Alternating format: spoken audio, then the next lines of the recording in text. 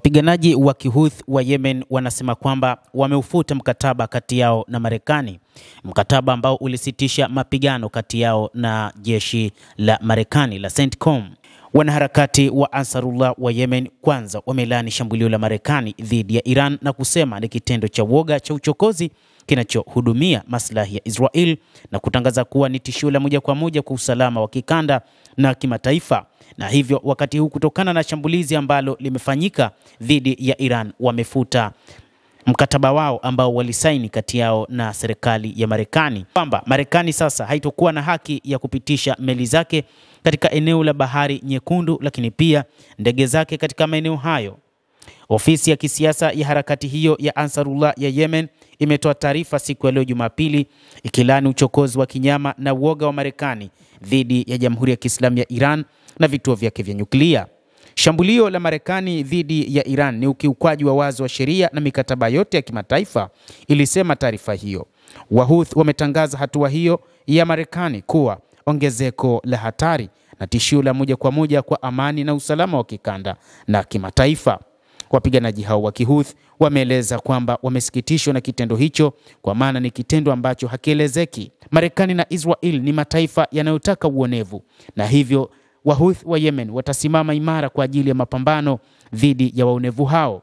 Taarifa hiyo imeshutumu Marekani kwa uungaji mkono usiokuwa na kikomo na jinai kwa utawala wa Israel na kuongeza kuwa uchokozi wa Washington upo ndani ya uungaji mkono wake unaoendelea dhidi ya jinai za Wazayuni dhidi ya umma wa Kiislamu wa watu wa Iran. Ikiangazia ukatili wa Gaza, Ansarullah ilisema adui mzayuni kwa uungaji mkono kamili wa Marekani amefanya mauaji ya halaiki dhidi ya wakazi wa Palestina huko katika ukanda wa Gaza, na jinai hizi bado zinaendelea bila kukatizwa. Kundi hilo la wapiganaji wa Kihouthi limesisitiza uungaji mkono wake thabiti wa Iran kwa kadhia ya Palestina na harakati za wapiganaji wanaopambana na utawala wa Israel.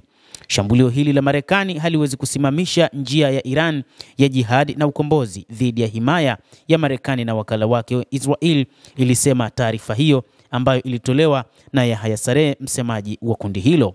Ansarullah imethibitisha tena uungaji mkono wake kwa Jamhuri ya Kiislamu ya Iran, ukiwemo uongozi wake, watu na vikosi vyake vya kijeshi katika kupinga uvamizi wa Marekani na Wazayuni. Ikitoa wito kwa ulimwengu mpana wa Kiislamu, Ansarullah iliyataka mataifa yote ya Kiislamu kuacha kuwa kimya na kutegemea upande wowote, ikisema njia pekee inayoweza kutumika mbele ya kiburi cha Wazayuni na Marekani ni jihad na wapiganaji. Mtazamaji, endelea kutufuatilia, lakini ni kusihi tu usisahau kulike, usisahau kucomment, kadhalika na kusubscribe channel yetu hii. Utakuwa ukipata habari hizi kwa mapana hapa The World News.